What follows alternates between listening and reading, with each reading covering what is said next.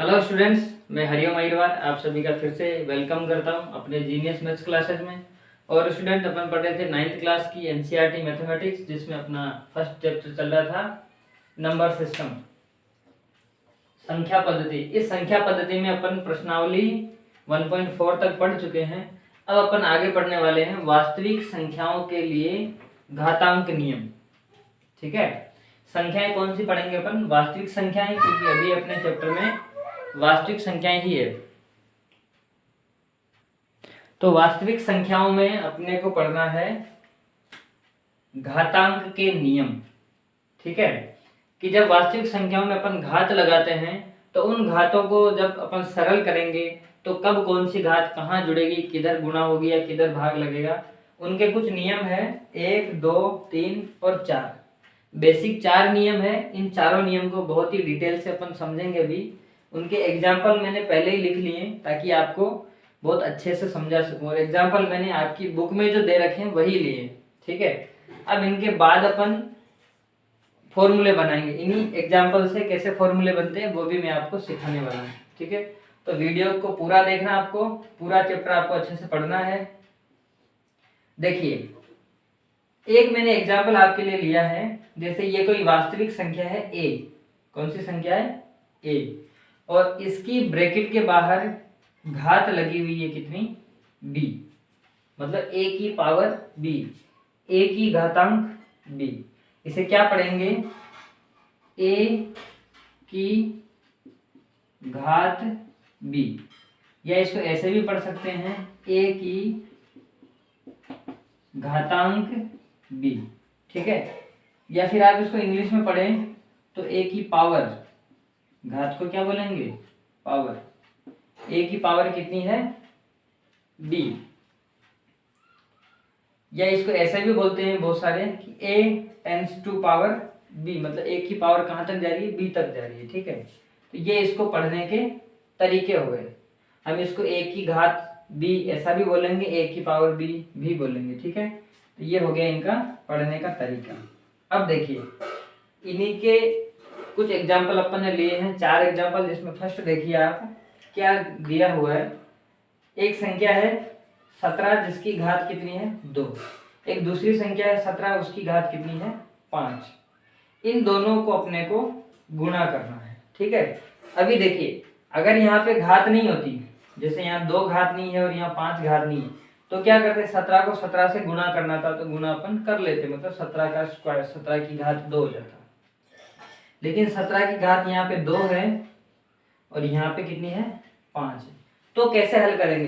क्या 17 को पहले 2 बार गुणा करेंगे, फिर इधर 17 को 5 बार गुणा करेंगे, फिर उनको आपस में गुणा करेंगे, तो गुणा क्या होगा? बहुत बड़ा गुणा हो जाएगा। ठीक है, जिसको करना इतना आसान नहीं है। कर तो सकते हैं लेकिन इतना आसान नहीं। क्यों? क्योंकि वो संख्याएं बहुत बड़ी हो जाएगी, अरबों खरबों तक पहुंच जाएगी। तो क्या करते हैं हम इसलिए इनको आसानी से सरल करने के लिए हम काम में लेते हैं घातांक के नियम। तो देखिए, इसको कैसे सॉल्व करेंगे कि 17 की घात 2 है, तो कहने का मतलब क्या हुआ? 17 को 2 बार गुणा करना है। 2 बार गुणा करने का मतलब क्या हुआ कि 17 गुणा 17 ये होता है। फिर देखिए, 17 की घात 5 है। 17 की घात 5 का मतलब क्या होता है कि 17 को 5 बार गुणा करना है। कितनी बार? 5 बार गुणा करना है। ये 5 बार गुणा कर दिया तो ये वाली संख्या ये हो गई, ये वाली संख्या ये हो गई। इन दोनों को डॉट लगा रखा, मतलब डॉट। डॉट का मतलब भी क्या होता है? गुणा होता है। तो अब हमारे पास सारी संख्याओं का गुणा कितना हो गया? 17 का गुणा हो गया 1, 2, 3, 4, 5, 6, 7 बार हो गया। इसका मतलब हम इसको क्या लिख सकते हैं कि 17 को 7 बार गुणा करना, मतलब 17 की घात 7 हो गया। एक तो ये तरीका हो गया कि इसको पहले अलग अलग लिखा आपने और फिर ये बना दिया। अब इतना खोलने की बजाय इसमें भी फिर टाइम लगता है, तो इसकी बजाय हम क्या करते हैं कि देखिए, इस तरह जो ये लिखा होता है a और a की घात b, तो जो a जो संख्या है इसको बोला जाता है आधार। इस a को क्या बोलते हैं? इस a को बोलते हैं आधार। और जो इसके ऊपर घात लगी रहती है इसे बोलते हैं घातांक। क्या बोलते हैं? घातांक। तो इस आधार की ये घातांक हो गई। तो देखिए, पहला नियम समझिए कि जब आधार समान होते हैं, मतलब आधार इज इक्वल, आधार जब सेम होते हैं देन क्या होता है, घातांक पावर को हम प्लस कर लेते हैं, घातांक को क्या कर लेते हैं, जोड़ लेते हैं। तो देखिए 2 को और 5 को जब जोड़ेंगे तो कितना बनेगा, 2 + 5 7, देखिए 7 बन गया ना। तो ये आपका बिल्कुल सरल रूल हो गया। क्या हो गया कि जब घातें समान होती है, तो ये अब हम नियम लिखेंगे यहाँ पे। पहला नियम क्या है कि जैसे a की घात m है और b की घात n है, ठीक है, इनको गुणा करना है। तो अभी हमारी कंडीशन क्या है कि आधार दोनों के सेम है, देखिए सेम है ना, यहाँ भी 17 यहाँ भी 17, मतलब आधार सेम है, ठीक है। तो यहाँ पे घात m है, यहाँ पे घात n है। तो जब आधार समान होता है और घातें अलग अलग होती है तो हम क्या करते हैं, आधार को एक बार लिखकर घातों को जोड़ देते हैं, मतलब m + n प्लस हो जाएगा, ठीक है। तो ऐसा ही हुआ यहाँ पर 2 + 5 करेंगे तो कितना बन जाएगा, 7 बन जाएगा। क्यों, क्योंकि आधार समान था, ठीक है। तो ये हो गया हमारा पहला नियम। अब देखिए दूसरे नियम में क्या है कि 5 की घात 2 है, फिर उसके ऊपर पूरे की घात 7 है। तो कहने का मतलब ये हुआ कि 5 की घात पहले तो आप 2 करो, फिर उसको 5 की घात 2, फिर 5 की घात 2, फिर 5 की घात 2, फिर 5 की घात 2, ऐसे कितनी बार करना है, 7 बार करना है, बहुत टाइम लगेगा। तो हम क्या करेंगे, सीधा नियम से काम करेंगे। और नियम क्या कहता है कि जब आधार के ऊपर एक घात हो और फिर ब्रैकेट लग के फिर एक और घात लिख रखी हो, तो दोनों घातों को क्या किया जाता है, गुणा किया जाता है। तो देखिए कैसे होगा, यहाँ पे 5 तो एज इट इज रहेगा, 5 के ऊपर घात कितनी है, 2, फिर ये ब्रैकेट हटेगा तो ये जो 7 जो घात है वो इस घात के साथ में गुणा हो जाएगी, कितनी हो जाएगी, गुणा हो जाएगी। तो 5 की घात कितना, 2 × 7, मतलब 5 की घात कितनी बन गई, 5 की घात 14 हो गई, 14 हो गई, ठीक है। 5 की घात कितनी होगी, 14 होगी। अब देखिए तीसरा, चलिए इसका नियम बना लेते हैं अपन। तो इसका नियम क्या कहता है, देखिए दूसरा नियम कि जब एक आधार होता है, आधार के ऊपर एक घात लगी हुई है m, फिर पूरे के ऊपर एक घात लगी हुई है n, ऐसा ही है। 5 के ऊपर घात 2 है, फिर उसके ऊपर घात 7 है, मतलब a के ऊपर घात m है और फिर उसके ऊपर घात n है। तो क्या बन जाएगा, दोनों घातें गुणा हो जाएंगी। तो a की घात कितनी बन जाएगी, m × n, m × n, ये अपना फॉर्मूला हो गया। तीसरा देखिए, तीसरे में क्या है, देखिए आधार यहाँ पे कितना है, 23, और 23 की घात 10, इसके बटा में है आधार 23 और 23 की घात 7। तो आधार देखिए दोनों में समान है, यहाँ घात 10 है और यहाँ पे घात 7 है। तो ऐसी कंडीशन में क्या होता है कि ये नीचे वाला ऊपर आएगा, नीचे वाला क्या आएगा, ऊपर आएगा, तो इसकी घात माइनस हो जाती है, मतलब ये घात इससे क्या हो जाएगी, माइनस हो जाएगी। तो क्या बनेगा, 23 एक बार हो जाएगा, यहाँ भी 23 है, यहाँ भी 23, मतलब आधार दोनों में समान है, तो उसको हम एक बार लिख लेंगे। और एक बार लिख के क्या करेंगे, यहाँ की घात और यहाँ की घात दोनों को क्या कर देंगे, ऊपर वाली घात में से नीचे वाली घात को माइनस कर देंगे, सब्सट्रैक्ट कर देंगे, घटा देंगे। तो देखिए 23 की घात कितनी बन जाएगी, 10 - 7, 10 - 7 कितना हो जाएगा, 3। तो 23 की पावर कितनी होगी, 3। समझ में आया। क्या करेंगे कि आधार समान है और दोनों बटा में है, तो आपस की घातें क्या होती, घट जाती है, मतलब ऊपर वाली घात से बटा वाली घात को माइनस कर देते हैं।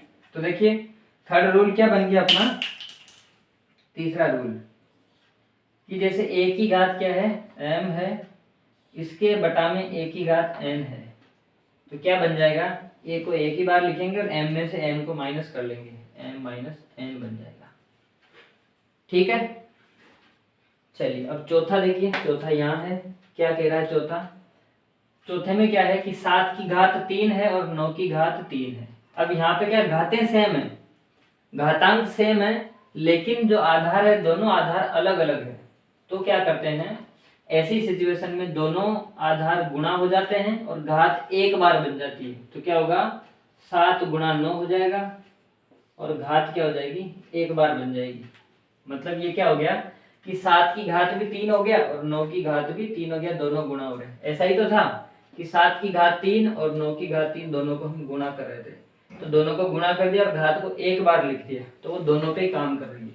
तो ये क्या बन जाएगा, 7 9 जा 63, 9 7 63, तो 63 की घात कितनी होगी 3, ये बन जाएगा अपना आंसर। अब इसी को अपन अगर फॉर्मूले में कन्वर्ट करें, तीसरा फॉर्मूला ये हो गया, पहला दूसरा तीसरा। अब इसी का चौथा फॉर्मूला क्या बन जाएगा देखिए,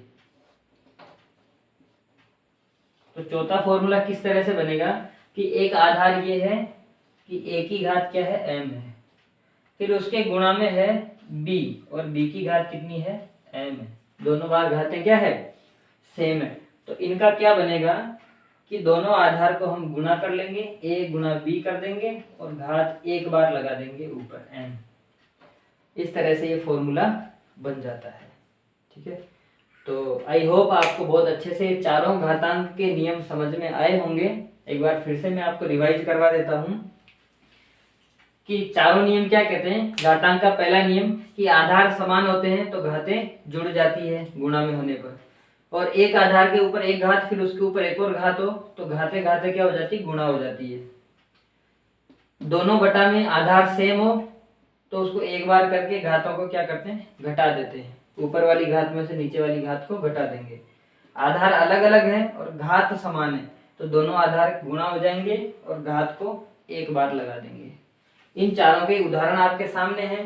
17 की घात 2 गुणा 17 की घात 5, तो दोनों समान थे तो 17 की घात 2 + 5 7 हो गया।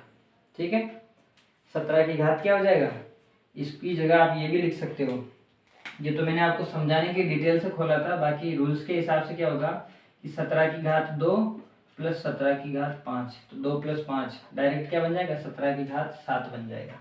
ठीक है, फिर देखिए दूसरे नियम का एग्जाम्पल ये है, 5 की घात 2 है उसके ऊपर घात 7 है तो 7 × 2 तो 5 की घात 14 हो जाएगा। 23 की घात 10 है 23 की घात 7 है, दोनों सेम सेम है तो 23 की घात 10 - 7 हो जाएगा, 10 - 7 से 3 बन गया।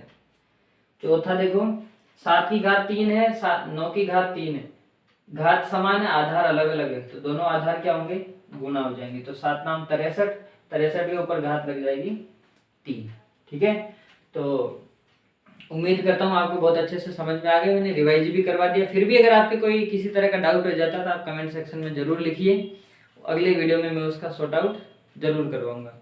तो इसी के साथ मिलते हैं अगले वीडियो में, तब तक के लिए अगर वीडियो को लाइक नहीं किया हो तो लाइक कर दीजिए, और चैनल को अगर आपने सब्सक्राइब नहीं किया, आप चैनल पे नए हैं तो चैनल को प्लीज़ सब्सक्राइब कर लीजिए।